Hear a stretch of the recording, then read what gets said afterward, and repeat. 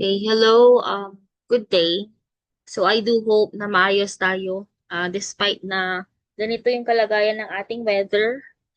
And, para maka-keep up tayo sa ating mga lessons, I will just record this one. And then, still, I will still be distributing the handout next meeting. Okay? So, ayan. We already mentioned last meeting about sales management.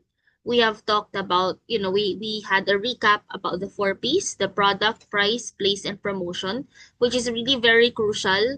As a marketer, kailangan alam niyo yan, di ba? Dapat na isa puso niyo na yung four P's of marketing mix. And then, we also tackled about the four basic promotional activities. These are personal selling, advertising, publicity, and sales promotion. And katunayan, you have your project, or not really project, a requirement that you have to submit. And yes, the submission will be next week na lang para maganda siya. Okay, now we now move on to this one. Look at this one, the marketing mix. Figure 1, the positions of personal selling and sales management in the marketing mix. So you have to answer that one, and you have to listen to this lecture para alam ninyo kung anong mga ano isusulat dyan. Kasi syempre handout nyo pa din yan. Oh, sorry.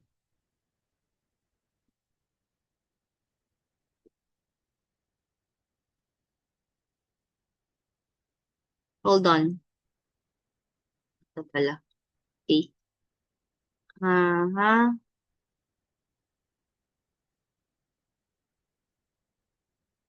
This one.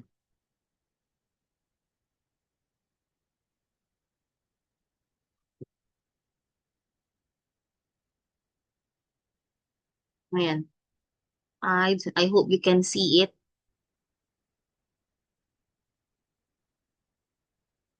Hirap naman nito.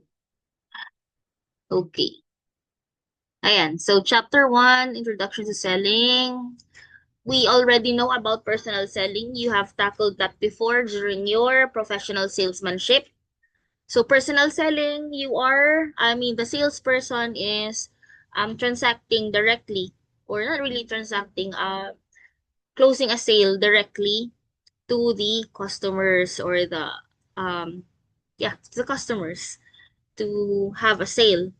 Now, regardless of whether the sales manager directs salespeople, or the sales managers or other sales managers, all managers have two type of responsibilities. Ano yon? There are two types daw. Achieving or exceeding the goals established for performance in current period, and developing the people reporting to them. So, take a look at that.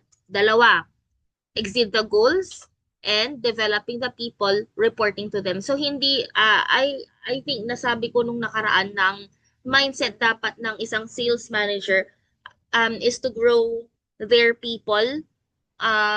It's not, putting the spotlight on their sales people and not on themselves anymore, right?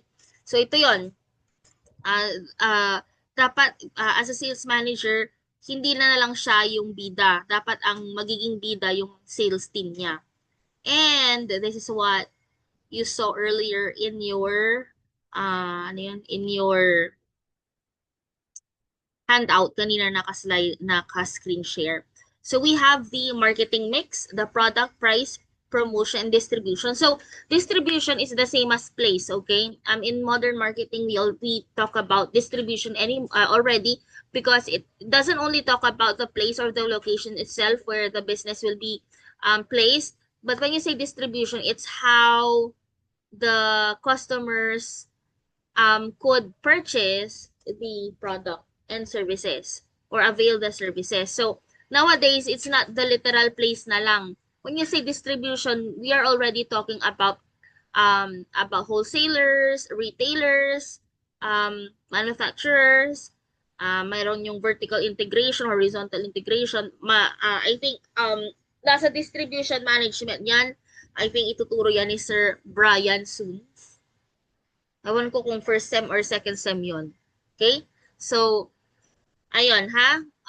Again, ang distribution, it's the modern way or not really modern marketing term for place. Okay? Tandaan nyo yan. And as you can see, sales management is under promotion. We already talked about that, I think, earlier, last meeting, right? So under ng marketing mix, under ng promotion, we have different types on ways, types of promotional activities. We have advertising, public relations, personal selling, sales promotion, and the internet nowadays. So, iba na, may kakaiba na dito may internet na siya. So, internet here is not only under distribution. To be honest, yeah, it can be overlapping kasi World Wide Web na siya, no? But let's focus on sales promotion. So, under the sales promotion is the sales management. Okay. So we have different activities. We have or activities of sales management, which is the planning, budgeting, recruiting, and so on and so forth. Now, a sales manager should plan should plan things ahead in terms of what the budget, in terms of the marketing activities that his team will do in order to generate sales, right? So very important yung planning process. Now, of course, when you say budgeting, when you deploy or when you have a sales team, the company would also pay for your expenses, right? Nasabi natin nung nakaraan na ang sales ay kakaiba, hindi siya katulad ng 8 to 5 job na papasok lang at uuwi, papasok ng 8, 5 uuwi, and then may fixed compensation or fixed salary. Dito sa sales team or dito sa sales, kapag, ang company, mas malaki ang kanyang, expenses kasi may mga iba na nag-offer aside from the basic salary. Syempre, bibigyan mo pa rin yan ng commission and dahil hindi naman yun 8 to 5, i-reimburse mo ang kanyang mga expenses sa travel. Ayan. So, budgeting, part yan ng trabaho ni sales manager. Of course, recruiting and selecting is also under sales management. So, recruiting and selecting is not the traditional, it's not actually the typical employee na i-hire, hindi. So, um, you recruit, you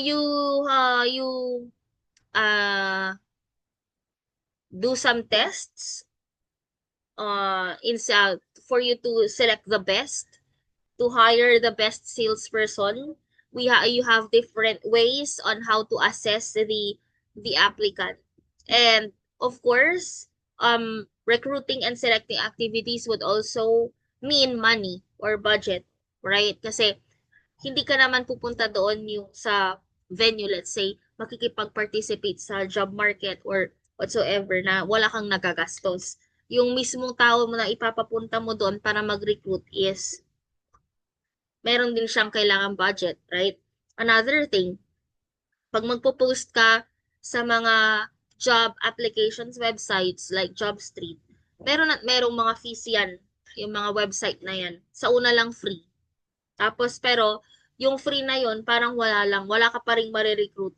So kailangan mong mag-upgrade ng iyong plan. So meron pa ring money involved dyan. So yung recruiting and selecting, dapat si manager, iniisip niya kung paano siya, iniisip niya kung ano yung process ng proper recruitment para talagang masala niya and mapili niya yung best. Kasi in the end, itong mga ito ay still fixed cost, right? Expenses pa din yan. And of course, training. Uh, you know, training is really very crucial. There are some companies that would conduct free trainings every weekend para gumaling ang kanilang salespeople, lalo na sa mga insurance industries. I believe dun sa Philam Life dati, every Saturday ini-encourage nila na magkaroon ng mga sales training, yung mga ahente nila, yung mga financial consultants nila, no? So, and that's for free. And of course, it still involves money, right? Mahal kaya magpa-training. Tapos in the end, hindi rin, yun pala hindi rin tutuloy, no? But anyway, of course, motivating, yeah, that's part. Again, a sales manager should lead or inspire the salespeople to do their best to hit the quota. And of course, compensating. So, paano yung compensation packages? There are some companies that would offer basic salary plus commission. Others would just offer commission, siguro pang small companies, 'di ba? And at the same time, if they did a good job, like let's say, they promise sales teams to, uh, you know, to have bonus packages.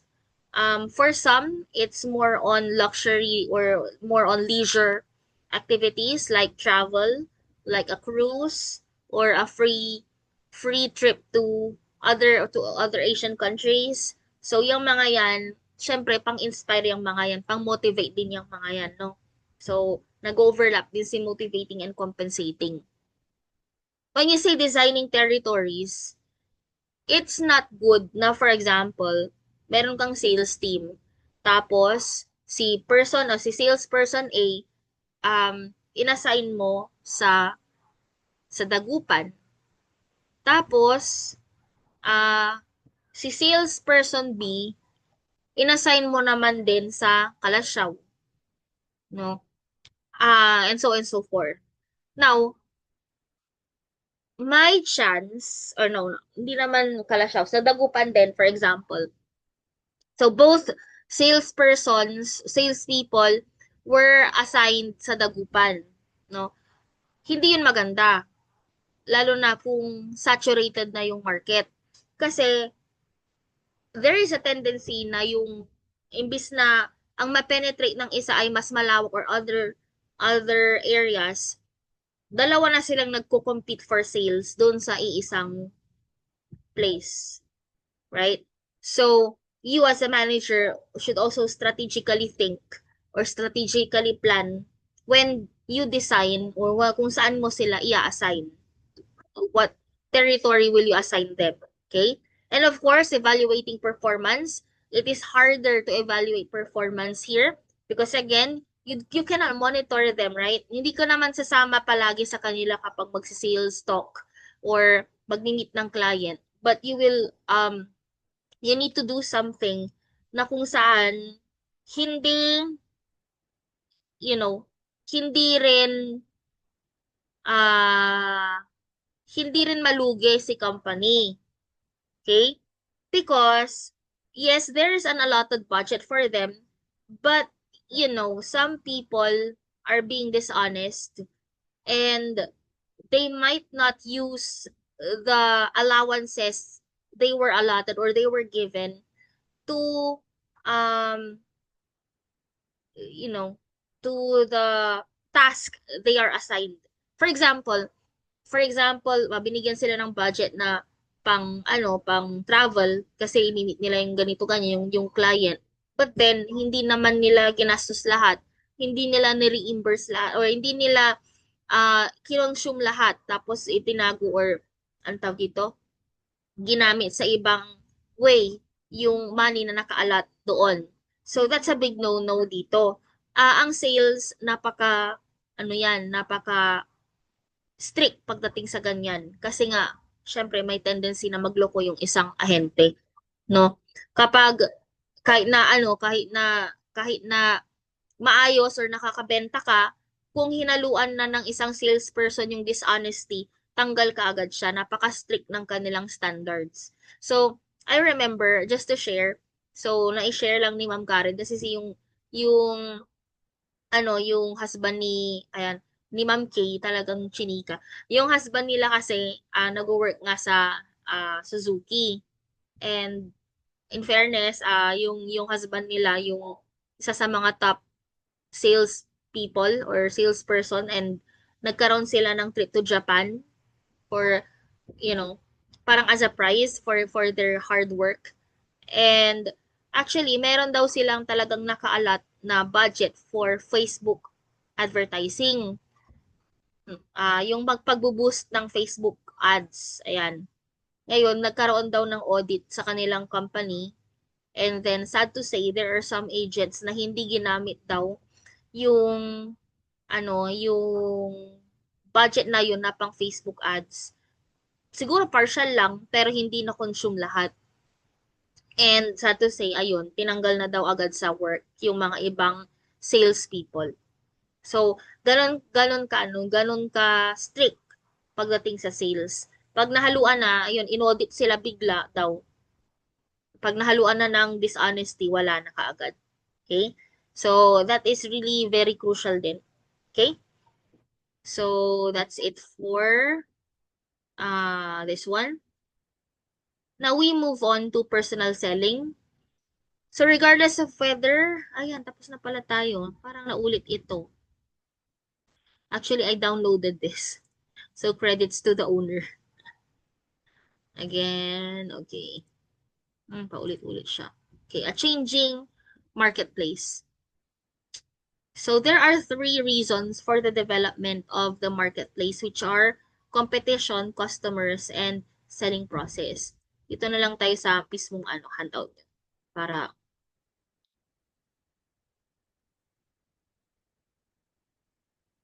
ayan. So, competition, customers, and selling process. So, anong meron dyan? Well, andito naman na. So, isulat nyo na lang dito ang mga notes ninyo, okay? So, we have competition, globalization, okay? When you say global, okay, ito yung mga factors kung bakit nagkakaroon na ng changes sa marketplace. So, we have competition, customers, and selling process. Ano kaya yun? Under ng competition, when you say competition, syempre, ito yung mga ibang companies na nag-offer ng same products and services as you, right? Now, the competition becomes tighter because of globalization. If you remember your topic with me about globalization, right? Uh, it means it is the availability of goods and services worldwide, right? Mapatao, mapa yan noodles man yan, ramen, bigla na lang meron dito sa Philippines. So, ngayon, just let's take a look or let's look back at our example before, if you remember. So, dati, ang ating noodles ay Lucky Me lang, Payless, di ba? Silang namamayag pag Maggi. So, parang pang-national lang siya, no? But then, because of globalization, biglang nagkaroon ng mga ramen. Ay, I forgot the, the Nissin pala. Forgot the Nissin brand na masarap. So, hindi lang yon no? Bigla na lang nagkaroon ng ramen, ng Korean noodles, at kung ano-ano pa, I forgot the names, yung mga may Korean noodles na may cheese na super spicy. So, that is globalization. So, itong mga existing brands dati, like, Payless, Maggi, Lucky Me, they have to do more effort, no? They have to do they have to make sure that yung market share nila hindi mabawasan kasi mas dumami yung kakompetensya. Okay? Next one, shorter product cycles. Ito yung sinasabi natin na nagkakaroon na, ano ba yung product cycle? If you remember your product cycle, ito yung, ano na yan, yung introduction, tapos introduction ng product, tapos growth stage, and then maturity and decline, if you remember that. Siguro, hanap na lang ako ng, para ma-visualize nyo. Para matandaan ninyo. Product life cycle na image. Ito. I do hope makopy ko siya. Ayun. Ayan. So, introduction, growth, ito yung pag-introduce or ito yung kabago-bago pa lang na brand or product. So, pataas siya. And then growth, kasagsagan niya na nagpe-penetrate ng market. Maturity, wala na siyang makuha. Wala na siyang makuhang ibang consumers. Parang na-saturate na. So, it's either magre-rebrand siya or it's either ma-maintain, gusto na lang niyang i-maintain na nasa taas siya or mag-explore siya ng ibang markets, magdadagdag or mag-introduce ng new product para makakuha ng makatarget ng ibang markets. And if they did not do that, then that's the decline of the product. Ngayon, anong ibig sabihin ng shorter product cycles? To be honest, meron din tayong kasalanan as a consumer. Meron kasi tayong tinatawag na ano yon, law of diminishing returns. If you remember, bakit yan? So, dito na lang. Ayan. Law, law of diminishing returns. Ano yung law of diminishing returns? Imagine niyo na umiinom kayo ng orange juice. Yung super, super thirsty. Let's say, galing kayo sa init. Ayan, galing kayo sa taas. Tapos super init. Tapos uhaw na uhaw kayo. So, napadaan kayo sa isang lemonade or orange juice stand. Bumili kayo ng orange juice. Ngayon, nung ininom nyo, super satisfying, 100% satisfying siya kasi na-quench yung thirst nyo.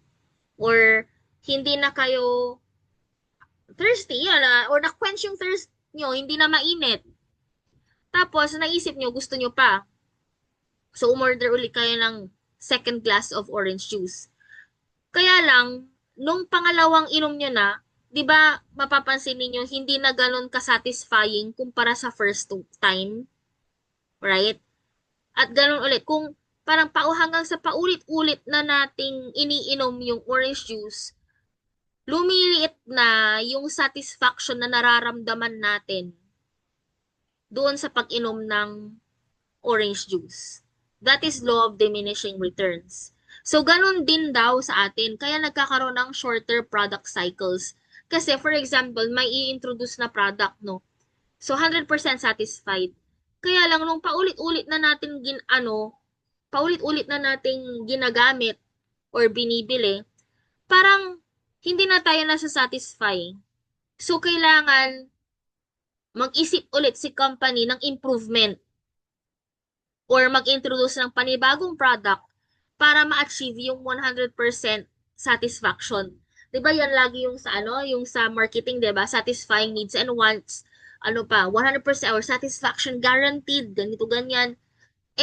That is the law, no? Pag pangalawa, pangapat na natin, parang hindi na tayo nasasayahan kasi humihingi pa tayo ng additional thing, perks or add-ons para tayo ay mas sumaya bilang customer. So, nahihirapan mag-keep up yung mga companies na yan. That is why, imbis na mas tumagal ang isang product life cycle, madali siyang mag-decline kasi kailangan ulit mag-isip ng panibagong product, mag-introduce ng panibagong product para ma-achieve pa din yung 100% satisfaction nating mga customers. Umaarte na kasi tayo nagkakaroon na tayo ng mas mataas na demand, parang ganon. Okay? Medyo medyo siya dito sa rising expectation. So ito ano tawag dito? Overlapping. Okay?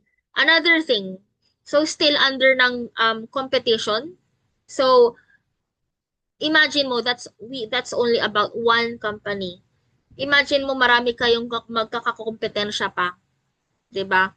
So the more na kailangan mas bilisan ng mga companies yung pag-produce ng isang bagong product para hindi sila maungusan or maunahan ng kanilang competitor. Okay? I do hope you got that example. And blurred boundaries. Tama bang spelling ko dito? Yeah, blurred boundaries.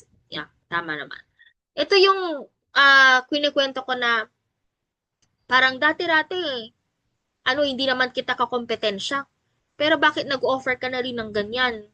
'Di ba? Dahil sa kagustuhan na magbigay, mag-offer ng panibagong product or service and para maungusan ang mga ka-competitors, nagkakaroon na ng blurred boundaries. Like let's say, dati-rate si pawn shop, si Cebuana Luwilier, focus lang siya sa pagbibili ng dollar o di kaya pag merong pawn shop actually. Nag-start siya sa pawn shop hanggang sa nagkaroon na ng remittances, right? Ganun din si bank. Si bank nag-ano lang naman niya ng savings, ng loans, nagpa-process ng loans, nagpapautang. Yun naman yung dating hanggang sa nagkaroon na ng ah meron pa rin naman sila mga investment na ino-offer. Ayan. Ay, o yun, tama. Investment na ino-offer, no? And then, tapos ano pa ba? Si pawn shop, si banks, what else? Yung mga insurance companies, syempre, focus lang sila sa mga insurances, sa life and health insurances, right? But nowadays, bigla na lang na si Cebuana Luwilier, aside from pawn shop, nagkaroon na rin siya ng remittances. Tumatanggap na rin siya ng remittances. Tapos may binibigay pa siyang mga card. Pwede mo daw gawing savings account. Pwede mong depositohan. Tapos additional pa doon, pag nag-avail ka pa daw ng card na yon, meron ka ding insurance. Diba? Si Cebuana. Tapos si Bangko naman, o ganun pa din siya, meron na rin, ganun pa rin, namamayagpag pa rin siya sa savings, sa loans, ganyan. Pero dati-rate, hindi naman niya kakompetensya si Cebuana Luwilier, right? Na, fa, na, ang tawag ito, na financial institution. Bakit ngayon nag-offer na rin siya, right? And ganun din si insurance. Focus lang siya sa insurance, health insurance, life insurance, ganun. Ano pa ba? Building insurance, whatsoever, car insurances. Bakit ngayon meron na rin silang mga pa-VUL, 'di ba? Na kesyo, it's like a savings plus insurance. Tapos may makukuha ka in the end, parang ganun. So, yung mga yan, there is already blurred boundaries, no? Because they are already offering same products and services even though they belong to a different type of industry, right? So that is our explanation for that. Now moving on to customers. So fewer suppliers, rising expectations, and increasing power. Okay, hold on.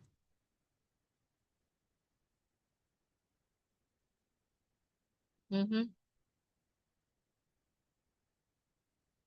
Okay, wait a sec. Ayan. So, dun sa fewer suppliers, can you see? I don't know kung you can see.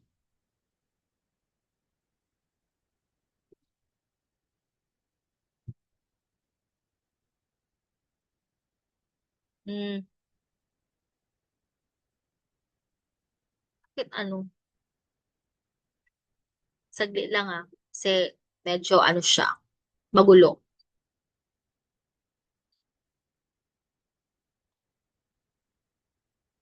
Okay. So, dun sa fewer suppliers, many suppliers are very costly. So, customers try to deal with fewer suppliers who offer for them reasonable price and good quality too. Siyempre, ah dun tayo pupunta sa mas murang nagbebenta, supplier. Supplier in the sense na supplier ng product na yon. Ito, point of view to ng customer, hindi ito B2B na nagsusupply sa isang business. We are still talking about customers. So when you say suppliers in this context, ito yung mga bilihan natin, supplier ng isang product. Okay? So at first glance, customers purchasing from fewer suppliers would appear to benefit suppliers. But the question here is, what if you aren't chosen as one of the in-suppliers? Ayun lang. 'Di ba? So, yung tawag dito, dahil nga marami ang nawawala na, anong tawag dito? 'Di ba madaming suppliers? Ngayon, sa tayo mga customers, pupunta tayo sa mas mura. Siyempre, yung mga hindi natin, yung mga ibang gano'n na nag-offer ng ano, ng mas mataas, kailangan pa rin nilang, kailangan din nilang pababain yung price or mababankrupt sila. So, kukonti na lang yung magiging supplier. However, sabi niya, but the question is, what if hindi ka piliin pa rin despite na kokonti kayo? Ang masaklap kasi dahil mas kokonti yung pagpipilian, doon ka na mas magiging wala ka ng choice eh.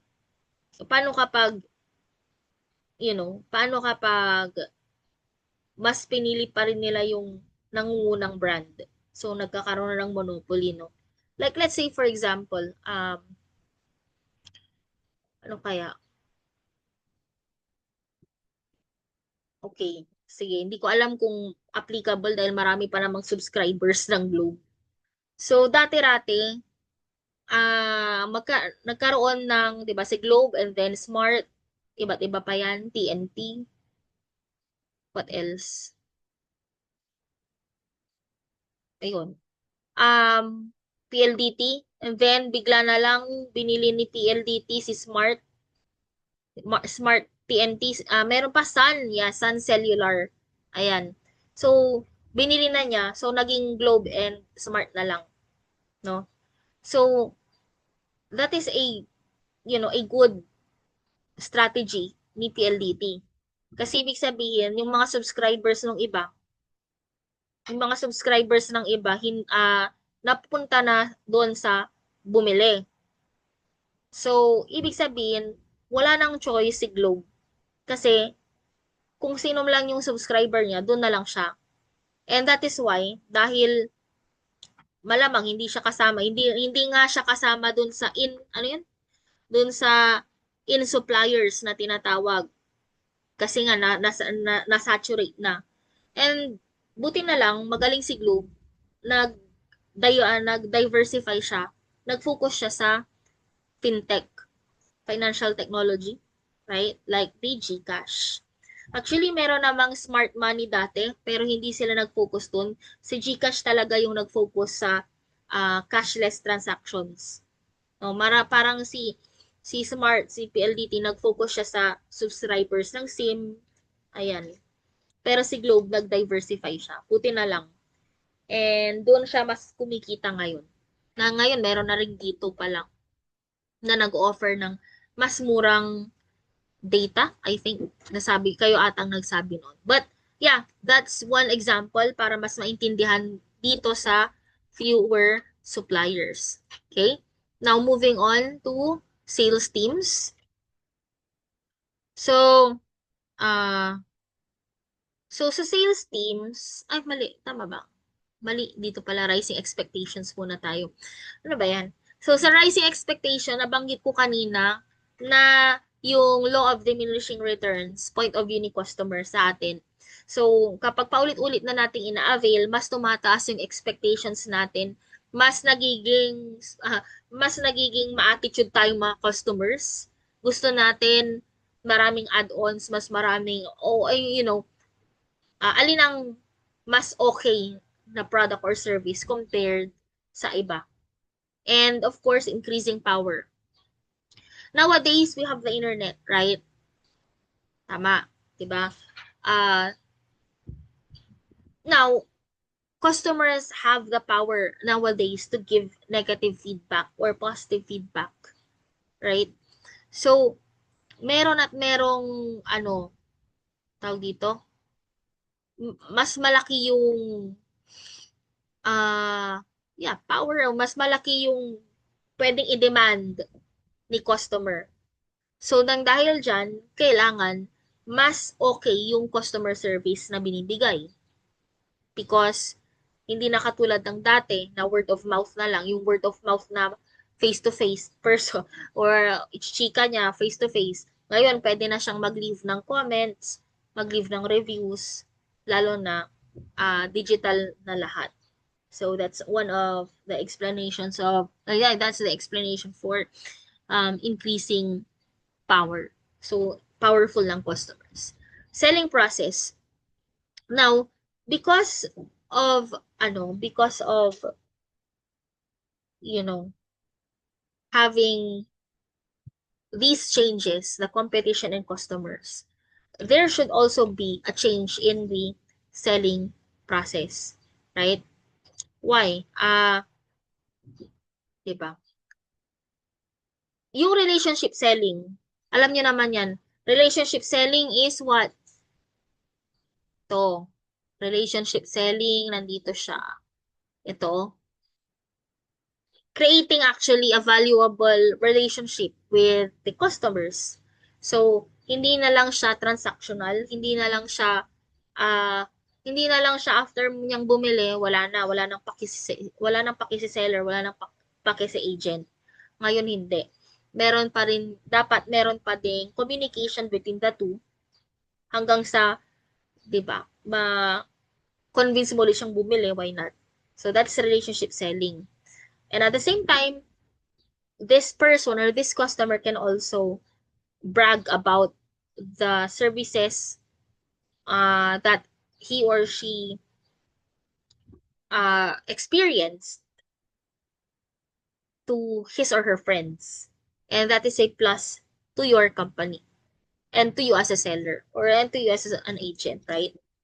Now, we have the sales teams. So, sales teams, anong meron dito? So, dito, dati-rate kasi si sales team, walang pake. Walang pake dun sa ah, customer service. Basta ang importante lang sa kanila is makabenta. Okay? Now, ngayon, kailangan si sales team makipag-collaborate din dun sa mga customer teams. Kasi sila yung CSR. So, dapat si sales team makipag-collaborate dun sa designer and of course dun sa mga customer teams para makakreate ng isang valuable product and service na magsusuit dun sa needs and wants ni target customer. Okay? Inside selling. Inside selling, okay. Ito yung, it's not only about outside, okay, but also uh, within the company. Okay. So, 'di ba? Hindi na lang external, no? So, for the inside selling, relationship selling and sales teams, 'di ba, nagkaroon ng changes. Dito naman, sales people are spending more of their time marshaling resources and coordinating efforts within their own organizations to address the customer problems.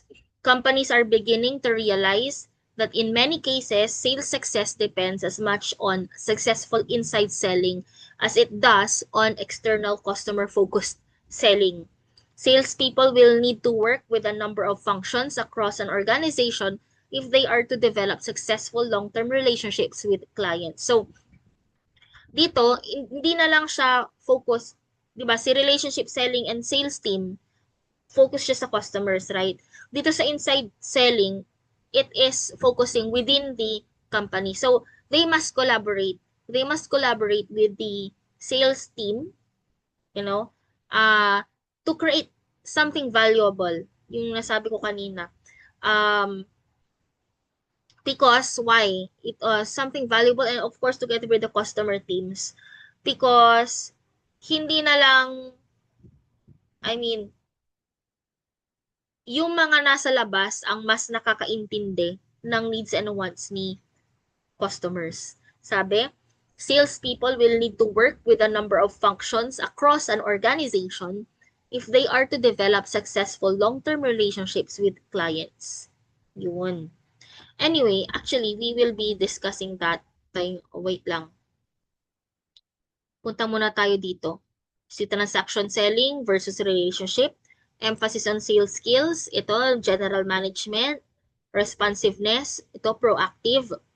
Ito, responsiveness to customer needs. Ito, proactive and innovation. So, ito, magre-respond na lang kung ano yung need. Ito, being proactive, they are doing an action. They act before something happens. So, dito, good products, price, and service. Ito, value-based offers. Value, ha? It's, ano yung sabi natin sa strat management, yung OVP, di ba? Optimal value proposition. There should be value to the 3 C's, right? And then, narrow customer focus, broaden to customer. 'Di ba? Ito, customer focus lang isa. Ito, customer. So, word of mouth, may yung mga kakilala pa niya. Differentiation through products, ito through people. Again, ito products, ito different target market. Differentiation through people. Sales and revenue focus, ito profit management focus and share of customers. And traditional customer relationship, trusted business advisor and partner. Okay. So, this is relationship.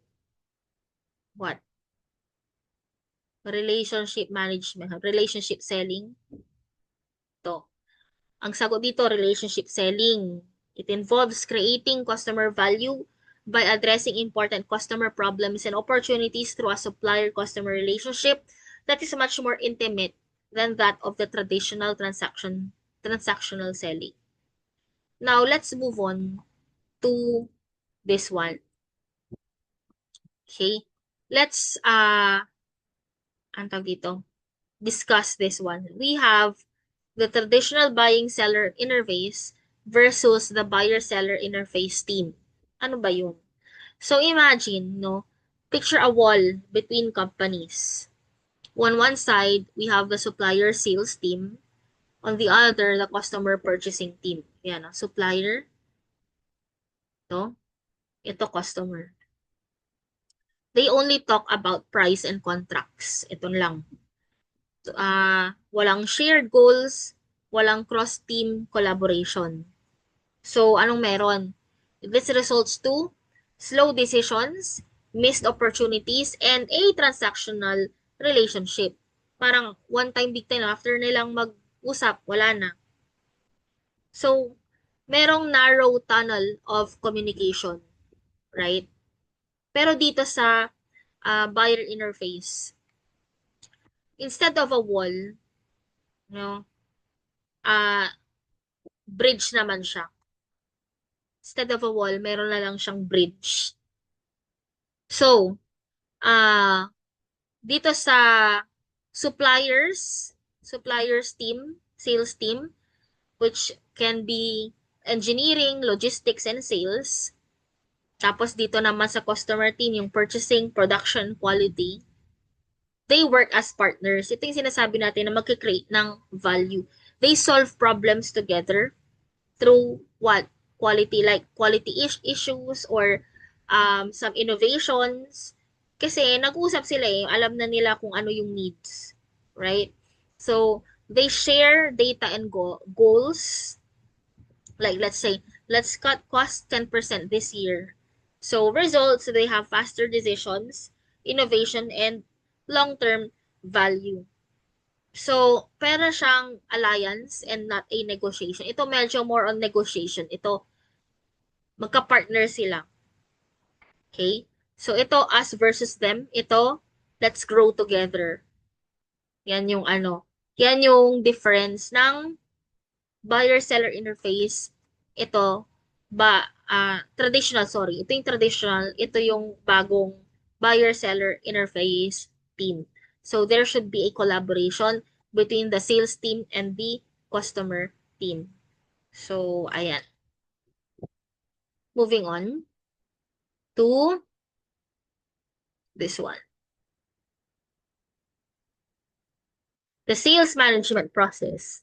So sales management is the most crucial and determining the factor in any business enterprise, of course. So ano yung process na yon? First is hiring and managing sales personnel. Yes. Next, setting target for each sales professional. Next, evaluating the targets achieved by the sales force. And then, of course, i-report. And then, forecasting. Again, ulitin natin. Hiring and managing muna ang salespeople. And then, mag-set ng target. And then, evaluate the target. Right?